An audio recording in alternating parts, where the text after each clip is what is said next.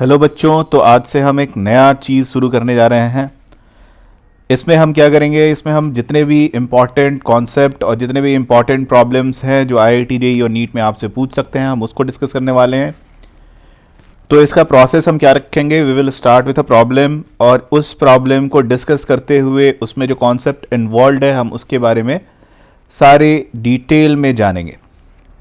Alright, तो हम जो पहला टॉपिक स्टार्ट कर रहे हैं वो है एटॉमिक स्ट्रक्चर, और इसका जो एक पर्टिकुलर सब टॉपिक है जिसमें आपसे number of spectral line calculate करने के लिए कहा जाता है, तो उसको हम सबसे पहले देखने वाले हैं। अब देखो इस प्रॉब्लम में क्या पूछा जा रहा है, सबसे पहले हम उसको समझेंगे, फिर इसको कैसे अप्रोच करते हैं हम वो देखेंगे, और इसमें क्या छोटे छोटे कॉन्सेप्ट्स इन्वॉल्व हैं उसके बारे में भी हम डिटेल में चर्चा करेंगे। ठीक है, तो प्रॉब्लम समझते हैं पहले। प्रॉब्लम क्या कह रहे हैं, तो it is asking you to calculate number of spectral line when electron in sixth orbit. देखो छठे ऑर्बिट में इलेक्ट्रॉन लाई कर रहे हैं of hydrogen gets de excited to second orbit, यानी कि छठे ऑर्बिट से जब इलेक्ट्रॉन सेकेंड ऑर्बिट में आ रहा है तो आपको total number of spectral line बताना है। अच्छा, ऐसे प्रॉब्लम में जब भी आपको total number of spectral line पूछे तो आप अपने दिमाग में एक चीज बिठा के रखना कि ये जो total number of spectral line है ये आपको एक सैंपल ऑफ हाइड्रोजन में निकालना है। ये किसी एक पर्टिकुलर एटम ऑफ हाइड्रोजन की बात नहीं कर रहा, ये एक सैंपल ऑफ हाइड्रोजन में आपको total number of spectral line calculate करना है। अब देखो इसको कैलकुलेट करने के लिए हमारे पास कई सारे मेथड है, तो we are going to begin with the first method. अब देखो पहले मेथड में क्या है, हम लोग एक सिंपल सा तरीका देखेंगे जिसमें हमारे पास एक सीधा सीधा फॉर्मूला एग्जिस्ट करता है to calculate number of spectral line when electron in a particular orbit gets de-excited to the particular or some orbit, right? तो ये जो फॉर्मूला है ये क्या है, तो ये फॉर्मूला है कि total number of spectral line जो होता है, total number of spectral line, इसकी जो वैल्यू होती है this is equal to delta n into delta n plus 1/2। ठीक है, तो आपके पास कभी भी ऐसा केस दे रखा है कि हाइड्रोजन एटम के अंदर इलेक्ट्रॉन एक पर्टिकुलर ऑर्बिट में लाई कर रहा है, जैसे इस केस में इलेक्ट्रॉन कहाँ लाई कर रहा है, तो electron is lying in the sixth orbit, और ये इलेक्ट्रॉन जो है वो सेकेंड ऑर्बिट पे जाके डी एक्साइट हो रहा है। तो एक सैंपल ऑफ हाइड्रोजन में टोटल कितने स्पेक्ट्रल लाइन आपको दिखेंगे, यानी कि टोटल कितने इलेक्ट्रोमैग्नेटिक वेव एमिट होते हुए दिखेंगे, ये आपको कैलकुलेट करना है। तो उसके लिए आपके पास एक सिंपल सा फॉर्मूला यहाँ पे एग्जिस्ट करता है। अब यहाँ पे डेल्टा एन रिप्रेजेंट किसको करता है, तो delta n is nothing but n2 minus n1। अब यहाँ पे n2 की वैल्यू क्या है और n1 की वैल्यू क्या है, तो n2 बड़ा वाला ऑर्बिट और n1 जो होता है ये छोटा वाला ऑर्बिट होता है। तो यहाँ पे इस प्रॉब्लम के अकॉर्डिंग n2 हो जाएगा आपका 6 और n1 की वैल्यू हो जाएगी 2। अगर आप n2 और n1 आपको पता है तो you can calculate delta n also, और डेल्टा n कितना हो जाएगा 6 minus 2 which is 4। Now once you know the value of delta n you can substitute it in the formula और आपको सीधा मिल जाएगा total number of spectral line, और इसकी वैल्यू कितनी हो जाएगी, तो यहाँ पे हो जाएगी delta n which is 4 into delta n plus 1 which is 5 divided by 2 and this is equal to 10। ये बात समझ में आ गई। तो ये आपका सबसे आसान तरीका होता है whenever you have to calculate number of spectral line. अब देखो इसको समझने के लिए हम ऐसा करते हैं, थोड़ा दूसरा मेथड भी जान लेते हैं। ठीक है, तो एक और तरीका होता है जिससे आप total number of spectral line calculate कर सकते हो, let's call it second method. और ये जो मेथड है ये बहुत ही बेसिक मेथड है। तो इसमें हम क्या कर सकते हैं कि हम काउंट कर सकते हैं सीधे कि total number of spectral line कितने एमिट हो रहे हैं करस्पॉन्डिंग टू पर्टिकुलर ट्रांजिशन और पर्टिकुलर नंबर पर्टिकुलर ऑर्बिट्स जो कि आपको प्रॉब्लम में दे रखे है। तो देखो यार इसमें हमें करना क्या है ना, अगर सपोज आपके पास हाइड्रोजन एटम एग्जिस्ट कर रहा है, तो हमने हाइड्रोजन स्पेक्ट्रम में, अगर आपने हाइड्रोजन स्पेक्ट्रम पढ़ा होगा तो देखा था कि वहाँ पे जितने भी ऑर्बिट है हम उसको स्ट्रेट लाइन से रिप्रेजेंट कर देते हैं। तो यहाँ पे भी सपोज हमने सारे ऑर्बिट को स्ट्रेट लाइन से रिप्रेजेंट कर रखा है। This is orbit 1, orbit 2, orbit 3, orbit 4, orbit number 5 and orbit number 6, ये सपोज रिप्रेजेंटेड है।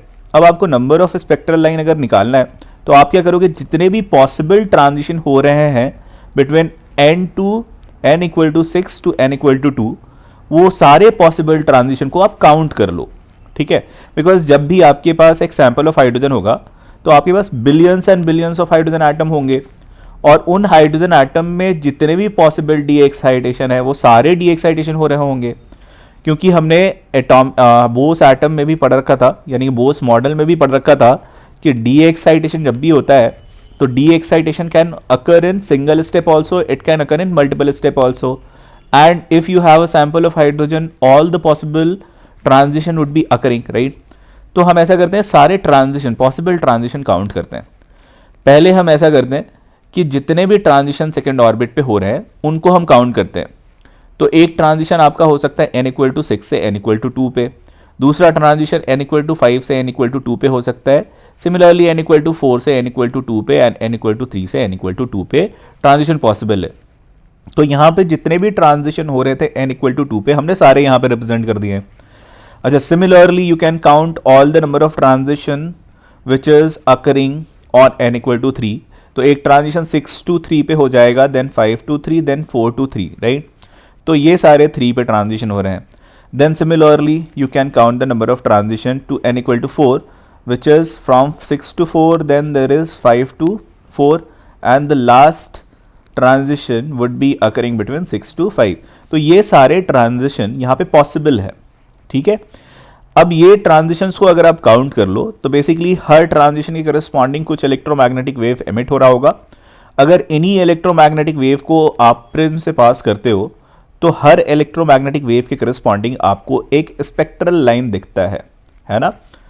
तो इसमें क्या हो रहा है, जितने भी इलेक्ट्रोमैग्नेटिक वेव यहाँ से एमिट हो रहे हैं उनको हम प्रिज्म से पास कर रहे हैं, और प्रिज्म से जब हम पास करते हैं तो डिफरेंट वेवलेंथ के इलेक्ट्रोमैग्नेटिक वेव जो हैं वो स्प्लिट होते हुए आपको नज़र आते हैं, और उनको जब आप फोटोग्राफिक प्लेट या फिर कोई भी स्क्रीन पे प्रोजेक्ट करते हो तो हर लाइन के corresponding you observe one spectral line, right. So this is what you had to calculate. So basically, how you can calculate these spectral lines? So you can count the number of electromagnetic wave which is being emitted, और यहाँ पे हर transition के corresponding electromagnetic wave अलग अलग निकल रहे हैं। तो अब देखो ये कितने ट्रांजिशन हो जाते हैं, ये हो गया 1 2 3 4 5 6 7 8 9 10। अब 10 ट्रांजिशन हो रहे हैं तो नंबर ऑफ स्पेक्ट्रल लाइन भी कितने हो जाएंगे, 10। अच्छा, यही हमने निकाला था पिछले फॉर्मूले से भी, ठीक है। तो आप अगर मान लो आपको एक छोटा केस दे रखा है जिसमें डेल्टा एन की वैल्यू बहुत ज़्यादा बड़ी नहीं है, अगर छोटी वैल्यू है तो आप काउंट भी कर सकते हो, बट अगर डेल्टा एन की वैल्यू बहुत ज़्यादा बड़ी है तो फिर काउंटिंग मुश्किल हो जाएगी, बिकॉज ऐसे आपको केसेस बनाने पड़ेंगे, फिर काउंट करने बैठोगे तो टाइम ज़्यादा कंज्यूम हो जाएगा, तो काउंटिंग सजेस्टेड नहीं है अगर केस बहुत बड़ा है तो, ठीक है। अच्छा, तीसरा भी एक तरीका होता है जिसमें हम क्या करते हैं, we can find the number of spectral line using mathematics, ठीक है।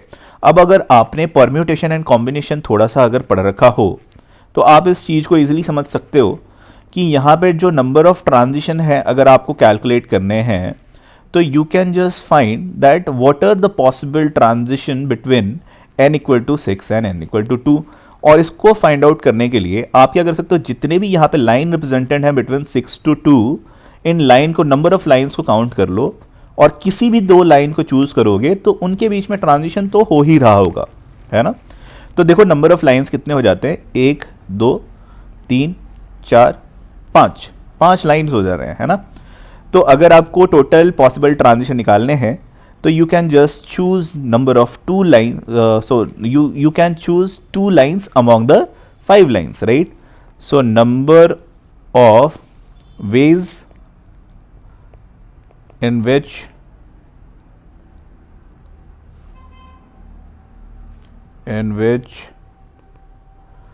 two lines can be selected from 5 lines, अगर ये आप कैलकुलेट करते हो तो you can calculate the number of spectral line, और इसको सेलेक्ट करने का 5 में से 2 लाइन सेलेक्ट करने का तरीका क्या होता है, तो you can find out 5c2, और 5c2 कितना हो जाता है, this is nothing but 5 × 4/2, right, and this is again equal to 10।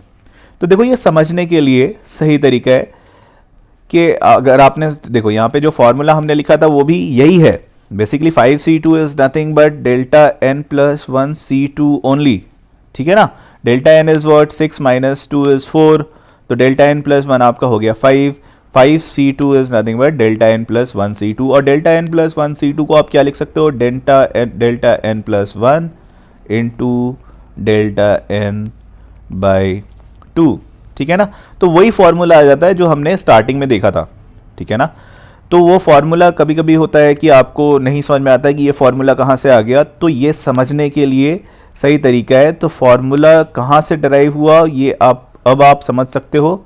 Mathematically जब हम इसको सॉल्व करने की कोशिश करते हैं तो भी हमारे पास यही फॉर्मूला आता है जो स्टार्टिंग में हमने लिखा था, ठीक है। तो कभी भी आपको किसी भी प्रॉब्लम में जब भी n2 और n1 की वैल्यू गिवन है और आपसे पूछ रखा है कि बताओ इन दोनों ऑर्बिट के बीच में total number of spectral line कितने आपको दिखेंगे, तो this is how you approach this problem, ठीक है। तो this is it for total number of spectral line. Now what ever be the case you can solve it using this